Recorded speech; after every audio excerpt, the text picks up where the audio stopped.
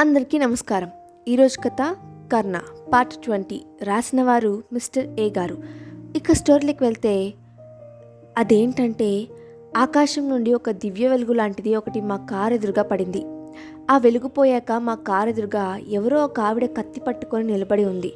నేను కారు దిగి ఆవిడ దగ్గరికి వెళ్దామని చూస్తుంటే అర్జున్ వద్దు అన్నాడు. అయినా నేను వినకుండా కిందకు దిగి వెళ్ళి చూసేసరికి అక్కడ మహాలక్ష్మి ఉంది. ఇప్పుడు ఇక్కడికి ఎందుకు వచ్చావమ్మా అని అడిగా. కానీ తను ఏం సమాధానం చెప్పలేదు. ఇక్కడే ఉంటే ప్రమాదం అని చెప్పి తన కళ్ళ వైపు చూసి వెంటనే కళ్ళు మూసుకున్నా. ఆ కళ్ళల్లో ఏదో తెలియని ఒక వెలుగు ఉంది. నేను తనని కారులోకి రమ్మని భయపడతా చెప్పా. నేను మీ కార్కి ఎదురుగా నడుస్తూ ఉంటా, మీరు నన్ను అనుసరించండి అని చెప్పింది. ఇంక నేను చేసేదేమీ లేక వెళ్తూ వెళ్తూ వెనక్కి చూసా. అప్పుడు ఒక మెరుపు కూడా వచ్చింది. ఆ మెరుపు వెలుగులో చూసే తనని పూర్తిగా దుష్ట సంహారం కోసం అవతరించిన ఆ దుర్గామాతను చూసినట్టే ఉంది తను. మేమందరం అప్రయత్నంగానే దండం పెట్టుకున్నాం. ఆవిడ నడుస్తూ వెళ్తుంటే వానజాడు కూడా కనిపించలేదు. ఆవిడని అనుసరిస్తూ ఇక్కడికి వచ్చాం అని రమేష్ చెప్తాడు. కవిత: అంటే స్వామి, ఇప్పుడు కన్నా గురించి వాళ్ళకి తెలిసిపోతుందా? కుమార్: అసలు ఇక్కడ ఏం జరుగుతోంది? రమేష్: కన్నా, మనం అన్ని తర్వాత మాట్లాడుకుందాం, కానీ నువ్వు వెళ్ళి రెస్ట్ తీసుకో.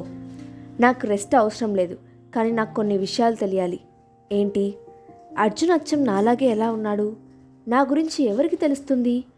అసలు మహావదన నడుస్తూ 18 కిలోమీటర్లు ఎలా వచ్చింది? ఇవన్నీ నాకు ఇప్పుడే తెలియాలి. రే కన్నా, ఇప్పుడు కాదు అన్నానా? పురంధేశ్వర స్వామి: రమేష్, తనకిప్పుడు నిజం తెలియడం చాలా అవసరం. నీకు నిజం కావాలి అంతేగా? అవును.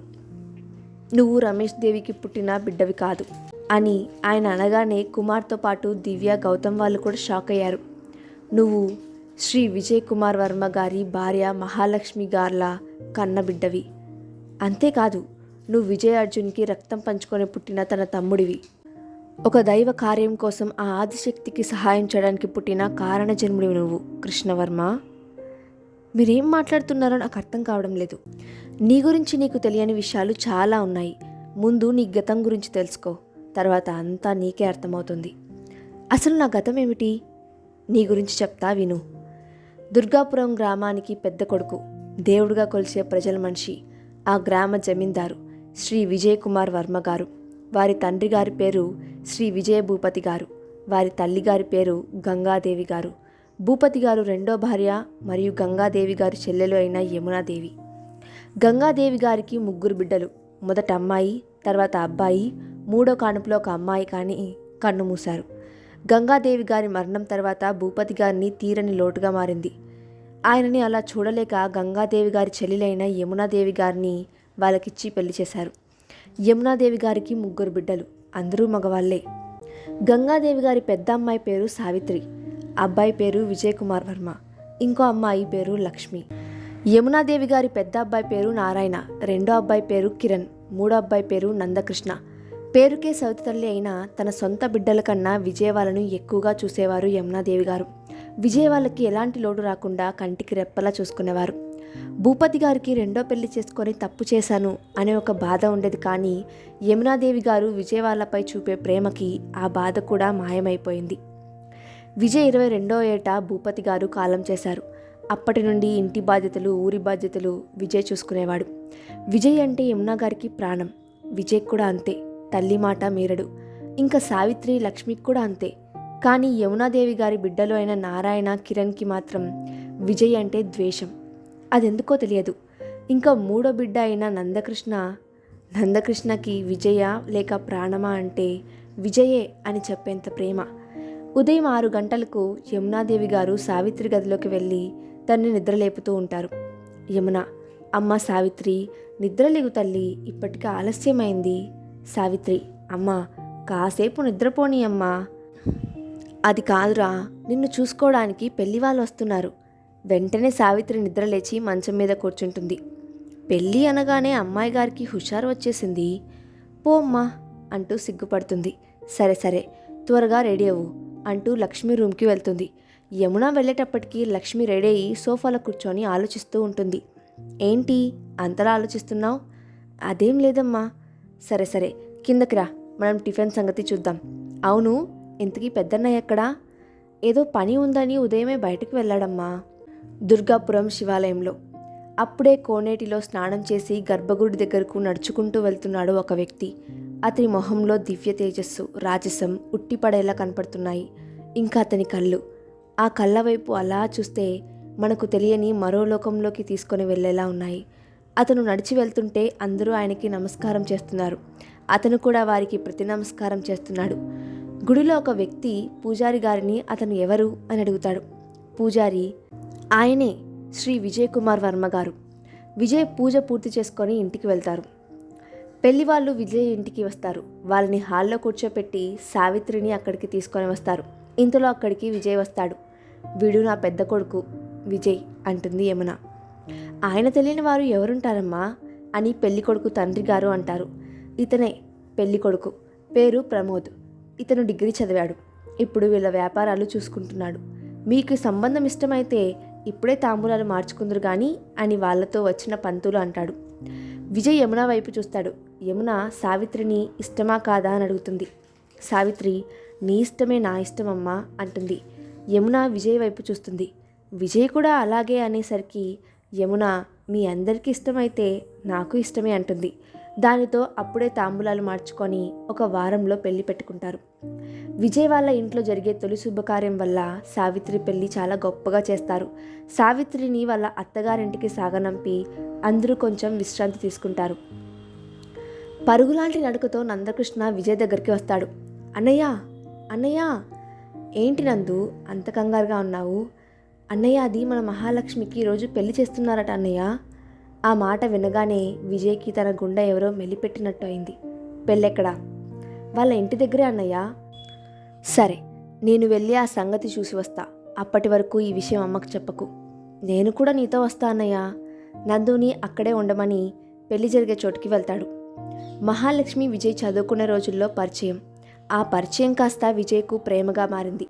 మహాలక్ష్మిని ప్రేమిస్తున్న సంగతి తనకు చెప్దామని ఎన్నోసార్లు చూశాడు, కానీ చెప్పలేకపోయాడు.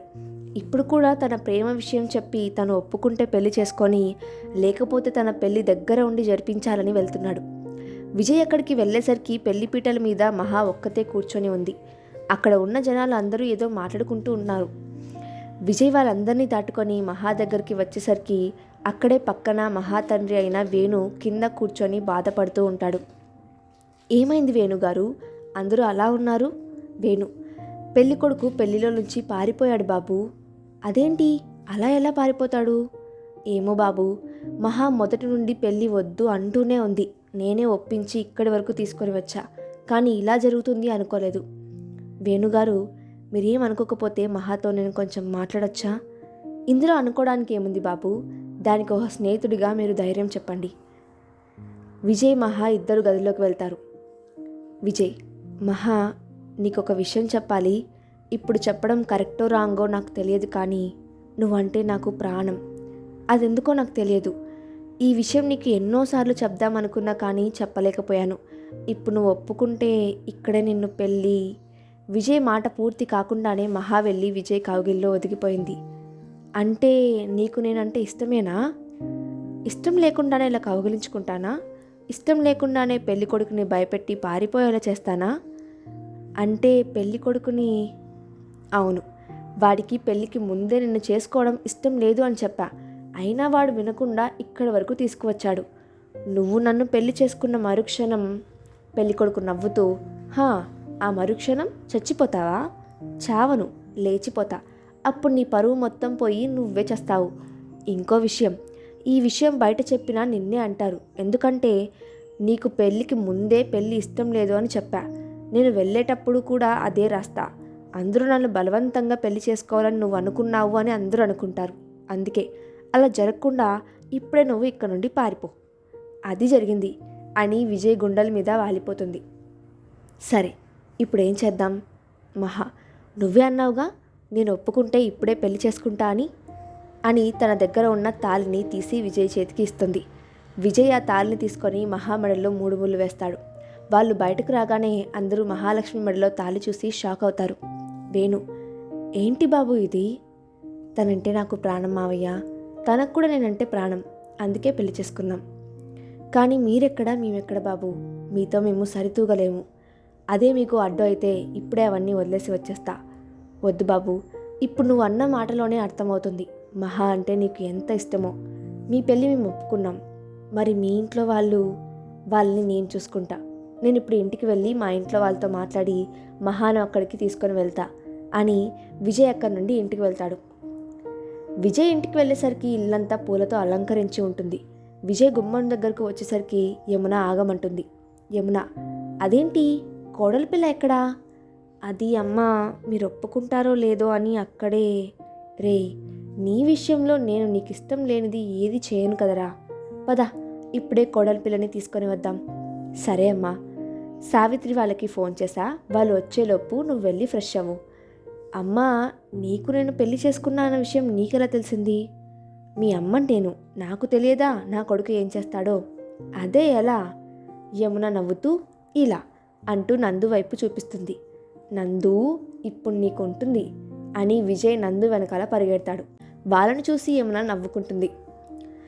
విజయ్ తన కుటుంబంతో వేణు వాళ్ళ ఇంటికి వెళ్తాడు. వేణు వాళ్ళని లోపలికి ఆహ్వానించి అక్కడ ఉన్న వాళ్ళని మహాను రెడీ చేయండి అని చెప్తాడు. యమున, అతను మా పెద్ద అల్లుడు ప్రమోద్, మా పెద్ద కూతురు సావిత్రి, తిరు నా రెండో కూతురు లక్ష్మి, వీడు నా చిన్న అబ్బాయి నందకృష్ణ అన్నయ్య గారు అని వాళ్ళని వేణుగారికి పరిచయం చేస్తుంది. వేణు, మా పెద్ద అబ్బాయి ప్రసాద్, తిను మా రెండో అమ్మాయి దేవి, వీడు మూడో అబ్బాయి శ్రీనివాస్, ఇంకా తిను నా చిన్న కూతురు సరస్వతి. వీళ్ళందరి మీద మహా పెద్దది. వీళ్ళ చిన్నప్పుడే వీళ్ళమ్మ చనిపోయింది. అప్పటి నుండి వీళ్ళకి ఏ లోటు రాకుండా చూసుకునేవాడిని, కానీ అమ్మలేని లోటు తీర్చలేకపోయా. మా మహా ఎదిగిన తర్వాత వీళ్ళకి తనే అమ్మాయి ఆ లోటు తీర్చింది. మహాకి అమ్మ లేకపోవడం వల్ల కొంచెం అల్లరి పిల్లలా తయారైంది, కానీ తను చాలా మంచిదమ్మా. అందుకే తను మిమ్మల్ని ఏదైనా ఇబ్బంది పెడితే కొంచెం క్షమించండి తప్ప దాన్ని ఏమీ అనకండి. యమున, అయినా ఇప్పటి వరకు తనకు అమ్మ లేక అలా అయింది, కానీ ఇక నుండి తనకి అమ్మ ఉందిగా. ఆ మాట అర్థం కాక వేణు యమున వైపు చూస్తాడు. తనను మా ఇంటికి కోడలుగా తీసుకొని వెళ్ళడం కోసం రాలేదు, నాకు మూడో కూతురిగా తీసుకొని వెళ్ళడానికి వచ్చాను. అప్పుడు అర్థమవుతుంది వేణుకి. ఇంతలో మహాని అక్కడికి తీసుకొని వచ్చి కూర్చోపెడతారు. అమ్మాయి చాలా అందంగా ఉంది, అందుకే నీ కొడుకు ఎవరికి చెప్పకుండా పెళ్లి చేసుకున్నాడు అంటుంది యమున వాళ్ళలో ఒక ఆవిడ. మరి ఏంటనుకున్నారు, మా ఇంటికి పెద్ద కోడలంటే ఆ మాత్రం ఉండాలిగా అని యమున అంటుంది. అక్కడ కార్యక్రమాలు అన్నీ పూర్తి చేసి మహాని విజయ్ వాళ్ళ ఇంటికి తీసుకొని వెళ్తారు. వచ్చిన కొన్ని రోజుల్లోనే మహాలక్ష్మి వాళ్ళతో కలిసిపోతుంది. సరిగ్గా సంవత్సరం తిరిగేసరికి విజయ్ మహాలక్ష్మిలకి పండంటి మగబిడ్డ పుడతాడు. పంతులు గారు, బాబు, పిల్లాడికి ఏం పేరు పెడదామనుకుంటున్నారు? విజయ్, అది మా అమ్మ చెప్తుందండి. యమున, రే, నేనెందుకు, కానీ మీ ఆవిడ ఏదో పేరు అనుకునే ఉంటుంది, ఆ పేరే పెట్టండి. అమ్మ, పేరు నీ చేత పెట్టించమందే నీ కోడలు, ఇంకా అదేమనుకుంటుంది? మహా, అవునత్తయ్య గారు, మీరే మంచి పేరు పెట్టండి. యమున బాబు దగ్గరికి వెళ్ళి వాడి చెవి దగ్గర 3 సార్లు పేరు చెప్తుంది. శ్రీ విజయ్ అర్జున్ వర్మ అని చెప్తుంది. ఆ కార్యక్రమం అయిపోయాక అందరూ భోజనాలు చేసి మాట్లాడుకుంటూ ఉంటారు. వేణు, అల్లుడు గారు, మన దేవికి మంచి సంబంధం ఒకటి వచ్చింది, మీతో మాట్లాడి అది ఖాయం చేద్దాం అనుకుంటున్నాను. మావయ్య గారు మంచి సంబంధం అంటున్నారుగా, ఇంకెందుకు ఆలస్యం? సరే బాబు, వచ్చే శ్రావణ మాసంలో పెళ్లి పెట్టుకుందాం. దేవితో పాటు ప్రసాద్కి శ్రీనుకి కూడా చేసేస్తే ఒక పని అయిపోతుంది కదా మావయ్య. నువ్వు చెప్పింది బాగుంది, కానీ ఇప్పటికిప్పుడు మంచి సంబంధం ఎలా వస్తాయి బాబు? మరేం అనుకోనంటే ఒక మాట చెప్తా. అయ్యో, అలాంటిది ఏమీ లేదు, కానీ మీరు చెప్పండి. శ్రీనుకి లక్ష్మిని ఇచ్చి పెళ్లి చేద్దామని మా అమ్మగారు అనుకుంటున్నారు. వాళ్ళ జోడీ కూడా బాగుంటుంది, మరి మీరేమంటారు?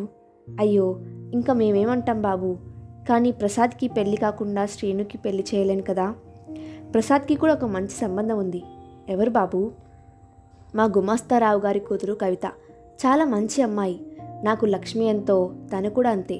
మీరు ఒప్పుకుంటే వీళ్ళ ముగ్గురికి ఒకేసారి పెళ్లి చేద్దాం. ప్రసాద్కి నచ్చితే నాకు అభ్యంతరం ఏమీ లేదు. సరే అయితే ఒకసారి తనని ఇక్కడికి తీసుకొని వస్తా. నందు, నువ్వు వెళ్ళి మన రావుగారి అమ్మాయిని రావుగారిని తీసుకొని రా. సరే అన్నయ్య అని నందు వెళ్ళి వాళ్ళని తీసుకొని వస్తాడు. రావుగారు, ఏమిటి బాబు అర్జెంటుగా రమ్మన్నారంట? విజయ్, ఏం లేదు రావుగారు. అమ్మ కవిత, మొన్న డిగ్రీ లాస్ట్ ఎగ్జామ్స్ అన్నావుగా, ఎలా రాశావు? బాగానే రాసా అన్నయ్య అంటుంది కవిత. ఏం లేదు రావుగారు, కవితకి డిగ్రీ పూర్తయిపోయింది కదా, ఉద్యోగం ఏదైనా చేస్తుందా లేక పెళ్లి చేస్తారా అని. ఉద్యోగం కాదు బాబు, మంచి సంబంధం వస్తే పెళ్లి చేద్దాం అనుకుంటున్నా. సరే అయితే, నాకు తెలిసిన సంబంధం ఒకటి ఉంది. వాళ్ళు చాలా మంచివాళ్ళు. మీరు ఒప్పుకుంటే అది ఖాయం చేద్దాం అనుకుంటున్నాను. పేరుకే అది నా కూతురు, కానీ దాన్ని కూడా మీలో ఒక మనిషిగా చూస్తారు. అలాంటిది దాని పెళ్ళి మీరు చేస్తారు అంటే నాకు ఇంకేం అభ్యంతరం ఉంటుంది. కవిత, నీకు ఆ అబ్బాయి నచ్చాడా అని ప్రసాద్ వైపు చూపిస్తాడు. మంచి సంబంధం అంటే ఎవరిదో అనుకున్నారు, కానీ ఇలా వాళ్ళ బామార్దిని అని అనుకోలేదు రావుగారు. కవిత ప్రసాద్కి నచ్చడంతో వాళ్ళ ముగ్గురు పెళ్ళిళ్ళు ఒకేసారి జరిపించారు. మహా, అబ్బా లేవండి, ఇంకా ఎంతసేపు పడుకుంటారు? విజయ్, కాసేపు పడుకోని మహా. అర్జున్ అప్పుడే లేచి అత్తయ్యతో గుడికి వెళ్ళాడు, కానీ మీరు ఇంకా పడుకొనే ఉన్నారు. వాడంటే రాత్రంతా పడుకున్నాడు, కానీ నాకు నిద్ర లేదు కదా. అసలు మీకు సిగ్గు లేదా అలా మాట్లాడుతున్నారు? ఎవరైనా వింటే ఏమనుకుంటారు? విజయ్ మహా చేయి పట్టుకొని లాగుతాడు. దానితో మహా విజయ్ మీద పడుతుంది. మహా ఎటు కదలకుండా విజయ్ తన కౌగిల్లో బంధిస్తాడు. ఏవండి, ఏంటండి ఇది? నాకు పనుంది, నన్ను వెళ్ళనివ్వండి. నీకు నాకంటే ఆ పనే ఎక్కువ? నా ప్రాణం కూడా తక్కువే. ఎందుకు మహి నేనంటే అంత ఇష్టం? నీకు మీ అమ్మ అంటే ఇష్టమేగా? అవును, ఎందుకు తెలియదు, కానీ ఇష్టం. నాకు మీరంటే ప్రాణం, కానీ అది ఎందుకో తెలియదు. నువ్వు నాకు దొరకడం నా అదృష్టం. సరే, నీకు ఇప్పుడు ఏం కావాలో చెప్పు, చేస్తా. అదేంటి, ఈరోజు మా సతీమణి గారు ఏం కావాలంటే అది చేస్తా. నాకేం వద్దు అడగమంటున్నారా? సరే, నాకు విలువిద్య నేర్పించండి. అదేంటి, నాకు అది నేర్చుకోవాలని ఉంది. సరే, నేను కిందికి వెళ్తున్నా, మీరు త్వరగా రెడీ అయ్యి రండి. మహా కిందికి వెళ్ళిన కొంత సమయానికి విజయ్ వెళ్తాడు. విజయ్ వెళ్ళేటప్పటికీ హాల్లో సావిత్రి, కవిత ఇద్దరు ఉంటారు. ఏంటక్క, ఉదయమే ఇలా వచ్చారు? నువ్వు మావయ్యే కాబోతున్నావు అని ఇద్దరు ఒకేసారి అని ఒకరి ముఖాలు ఒకరు చూసుకుంటారు. ఉదయమే మంచి శుభవార్త చెప్పారు. ఇంతలో అక్కడికి యమున వస్తుంది. అదే కాదు విజయ్, ఇంకో శుభవార్త ఉంది అని యమున అంటుంది. ఏంటమ్మా? నందుకి మంచి సంబంధం కుదిరింది. అయితే ఈరోజు మనకు చాలా ముఖ్యమైన రోజు. నందుకు పద్మ అనే అమ్మాయితో వివాహం జరిగింది. సావిత్రికి, కవితకి ఇద్దరికి 4 రోజుల తేడాలో మగబిడ్డలు పుడతారు. అలాగే నందుకు కూడా పెళ్ళైన సంవత్సరం తర్వాత ఒక ఆడపిల్ల పుట్టింది. విజయ్ వాళ్ళ ఇంట్లో పుట్టిన తొలి ఆడపిల్ల వల్ల తన్ని చాలా గారంగా చూసేవారు. అర్జున్కి 3 సంవత్సరాలు వచ్చాక మళ్ళీ మహాకి ప్రెగ్నెన్సీ వస్తుంది. మహాకి వచ్చిన వారానికి కవితకు వస్తుంది. మహాని, కవితని విజయ్ వాళ్ళ ఇంట్లోనే ఉంచుతారు. వాళ్ళకి తోడుగా మహా చెల్లెలు సరస్వతిని తోడుగా ఉంచుతారు. ఒకరోజు మహా పెరట్లో కూర్చొని ఉంటుంది. అమ్మా, అమ్మా అంటూ ముద్దు ముద్దుగా పిలుస్తూ అక్కడికి వస్తాడు అర్జున్. ఏంటి నాన్న ఇలా వచ్చావు? చూడమ్మా పిన్ని నాతో ఏమంటుందో. ఏమన్నది బంగారం? మరి నాకు చెల్లెలు పుట్టదంట, తమ్ముడే పుడతాడంట. నాకేమో చెల్లి అంటే ఇష్టం. పిన్ని సరదాగానే ఉంటుంది. నీకు చెల్లె పుడుతుంది, కానీ నాకో మాటిస్తావా? ఏంటమ్మా?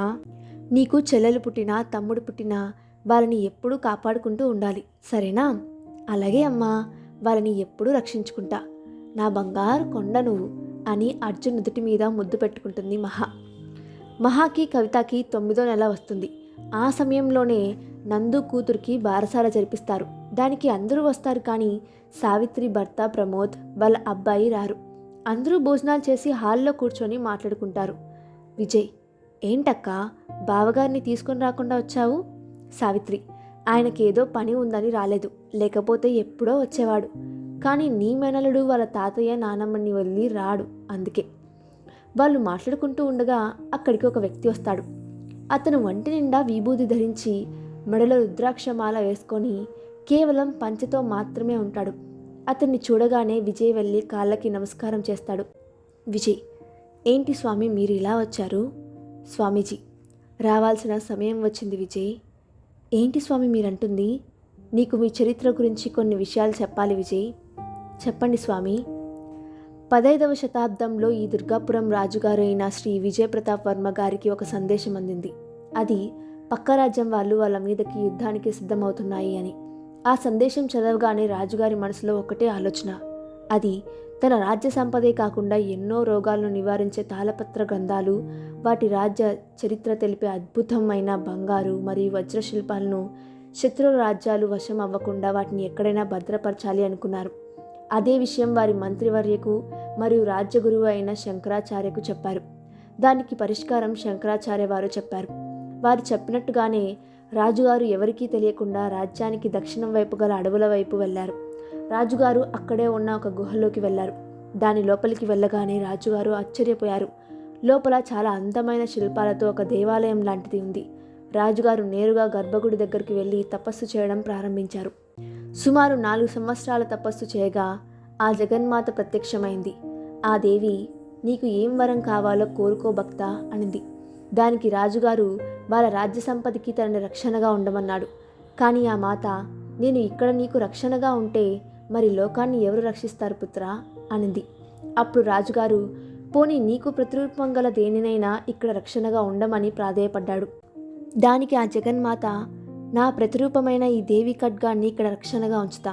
అంతేకాక ఇక్కడికి కేవలం మీ వంశంలో పుట్టిన వారసులు మాత్రమే రాగలరు. మీకు ఈ సంపద కావాలంటే ముందుగా ఈ దేవి ఖడ్గాన్ని మీ వంశవృత్తంలో పుట్టే తొలి మగబిడ్డ దీన్ని తాకగానే దీని శక్తులు క్షీణిస్తాయి. కేవలం ఆ సమయంలోనే మీ సంపద మీరు తీసుకోగలరు. మళ్ళీ ఈ ఖడ్గం నేలను తాకగానే ఆ శక్తులు అన్నీ తిరిగి వస్తాయి. ఇక్కడ ఏ తప్పు జరిగినా లేక ప్రాణ నష్టం జరిగినా ఈ చోటుకి ఎవ్వరూ రాలేరు. ఇక మీ వంశం వాళ్ళు కూడా రాలేరు. అలాంటి సంఘటనలు జరిగిన తర్వాత శ్రీ విష్ణుమూర్తి అంశంలో పుట్టిన వాళ్ళు మాత్రమే ఇక్కడికి వచ్చి ఆ ఖడ్గాన్ని తాకగలరు అని అక్కడి నుండి ఆ దేవీమాత అదృశ్యమవుతుంది. అక్కడి నుండి రాజుగారు నేరుగా రాజ్యంలోకి వెళ్ళి వాళ్ళ సంపద అంతా అక్కడ పెడతారు. ఈ విషయం ఎవ్వరికీ తెలియకుండా అది కేవలం శంకరాచార్య వాళ్ళ వంశం వాళ్ళకే తెలిసేలా చూస్తారు. వాళ్ళకి తెలిసేలా చూడడానికి కారణం, భవిష్యత్తులో వాళ్ళ రాజ్యంలో ఏదైనా కరువు లాంటివి వచ్చినప్పుడు ఈ విషయం రాజుగారికి తెలిసేలా చేయాలని ఆలోచించారు. అప్పటి నుండి ఈ విషయం ఎవ్వరికీ తెలియదు అని స్వామీజీ చరిత్ర చెప్పడం ముగించి విజయ్ వైపు చూస్తాడు. ఇప్పుడు ఈ విషయాలన్నీ నాకెందుకు చెప్తున్నారు స్వామి? ఈ విషయం ఇప్పటి వరకు ఎవరికీ తెలియదు, కానీ ఇప్పుడు 3 వ్యక్తులకి తెలిసింది. వాళ్ళు ఆ ఖడ్గాన్ని, సంపదని చేజిక్కించుకోవాలని చూస్తున్నారు. ఎవరు స్వామి వాళ్ళు? వాళ్ళు ఎవరో కాదు, మీ తమ్ముళ్ళు నారాయణ, కిరణ్, ఇంకా దృష్టశక్తులు కలిగిన రుద్ర. మీరంటుంది ఏమిటి స్వామి? నిజం విజయ్. నన్ను ఒక్క మాట అడిగితే నా ఆస్తి అంతా వాళ్ళకి రాసిచ్చేవాణ్ణి. కానీ వాళ్ళు ఇలా. ఇప్పుడు సమస్య సంపద కాదు విజయ్. మరి ఏంటి స్వామి? దేవి ఖడ్గం. దానికోసమే రుద్ర మీ 2 తమ్ములతో కలిసి ఇదంతా చేస్తున్నాడు. వాడికి ఆ ఖడ్గం ఎందుకు స్వామి? ఆ ఖడ్గం వాడికి సొంతం అవుతే ఈ ప్రపంచాన్నే వాడి కనుసైగులతో శాసించగల శక్తి వాడికి వస్తుంది. అందుకే వాడు ఎట్టి పరిస్థితుల్లోనూ ఆ ఖడ్గాన్ని సొంతం చేసుకోకుండా వదలడు. అదే కనుక జరిగితే ఈ ప్రపంచమే శూన్యమవుతుంది. కనుక వాడికి ఆ ఖడ్గం సొంతం కాకుండా చేయడానికి నీ సహాయం కావాలి. ఏమిటి స్వామి ఆ సహాయం? మీ వంశంలో పుట్టిన తొలి మగబిడ్డవి నువ్వే కనుక ఆ ఖడ్గాన్ని తాకే అవకాశం నీకే ఉంటుంది. అందుకే నువ్వు ఆ ఖడ్గాన్ని ఇప్పుడు ఉన్న చోటు నుండి అక్కడే ఉన్న సురక్షిత ప్రదేశంలోకి పెట్టాలి. అది కేవలం నీ వల్ల జరుగుతుంది. నలుగురికి మంచి జరుగుతుందంటే నా ప్రాణాలు సైతం లెక్క చేయను. అలాంటిది ఇటువంటి విషయాల్లో తప్పకుండా సహాయం చేస్తా. విజయ్ ఆ పని చేయడానికి ఒప్పుకున్నాక స్వామీజీ ఆ ప్రదేశం ఎక్కడ ఉందో, ఆ ఖడ్గాన్ని ఎక్కడ పెట్టాలో అన్ని వివరంగా చెప్పి తను వచ్చే వరకు ఇక్కడే ధ్యానంకి కూర్చుంటా అని పూజ గదిలోకి వెళ్తాడు. స్వామీజీ పూజ గదిలోకి వెళ్ళగానే విజయ్ మహా దగ్గరికి వెళ్ళి నుదుటి మీద ముద్దు పెట్టుకొని అక్కడికి వెళ్ళడానికి సిద్ధమవుతాడు. విజయ్తో పాటు నందు వెళ్తా అంటాడు. కానీ విజయ్ ఒక్కడనే వెళ్తా అని అక్కడి నుండి బయలుదేరతాడు. విజయ్ ఆ గృహ దగ్గరికి వెళ్తాడు. కానీ అక్కడ గృహ లోపలికి వెళ్ళడానికి దారి ఏదీ కనిపించదు. విజయ్ లోపలికి వెళ్ళడానికి దారి కనిపెట్టడానికి ప్రయత్నిస్తాడు. అలా దారి కోసం చూసే ప్రయత్నంలో విజయ్కి గృహ పక్కన స్వస్తిక్ గుర్తు కంటుంది. కానీ అది సరైన క్రమంలో ఉండదు. విజయ్ దాన్ని దగ్గరికి వెళ్ళి దాన్ని సరిగ్గా అమర్చపడగానే గృహద్వారం తెరుచుకుంటుంది. ఆ ద్వారం గుండా కొంచెం దూరం నడవగా ఒక చిన్నపాటి సింహద్వారం లాంటిది వచ్చింది. ఆ ద్వారం దాటగానే విజయ్ చుట్టూ చూసి ఆశ్చర్యపోయాడు. అక్కడ లెక్కలేనన్ని వజ్ర వైడూర్యాలు, బంగారు శిల్పాలు, ముత్యాల హారాలు, కూర్చొని తింటే 7 తరాలకు కూడా తరగని కొన్ని వేల కోట్ల రూపాయలు విలువ చేసే సంపద ఉంది. విజయ సంపద మీద దృష్టి సంచరించకుండా ఆ ఖడ్గం కోసం వెతకసాగాడు. సరిగ్గా సింహద్వారానికి 20 అడుగుల దూరంలో అక్కడ ఉన్న సంపద మధ్యలో భూమిలోకి దించి ఉంది ఆ ఖడ్గం. ఆ ఖడ్గాన్ని చూడటానికి విజయ్కి 2 నిమిషాలు పట్టింది. అది వజ్రం కన్నా 100 రెట్లు దగదగ మెరుస్తుంది. ఆ ఖడ్గం మధ్యలో అమర్చిన నీలం రంగు మణి మీద వెలుగు పడేసరికి ఆ మణి ఖడ్గానికి మరింత అద్భుతాన్ని చేకూర్చింది. విజయ్ ఆ ఖడ్గం దగ్గరికి వెళ్ళి సరిగ్గా ఆ ఖడ్గాన్ని తాకే సమయంలో విజయ్ వెనక నుండి ఒక బాణం వచ్చి విజయ్కి గుచ్చుకుంటుంది. విజయ్ ఆ బాణం చేసిన గాయంతో ఆ బాణం వచ్చిన దిశగా చూస్తాడు. అక్కడ కనిపించిన దృశ్యం చూసి విజయ్ షాక్ అయిపోతాడు. అసలు అక్కడ ఏం జరుగుతోందో విజయ్కి తెలియడం లేదు. ఎందుకంటే విజయ్ బాణం వచ్చిన దిశగా చూసినప్పుడు అక్కడ విల్లు పట్టుకొని కంటి నిండా కన్నీరుతో మహాలక్ష్మి నిలబడి ఉంది. ఇంకా ఉంది. నెక్స్ట్ ఏం జరిగిందో తర్వాత పాటలు చూద్దాం. Thanks for watching.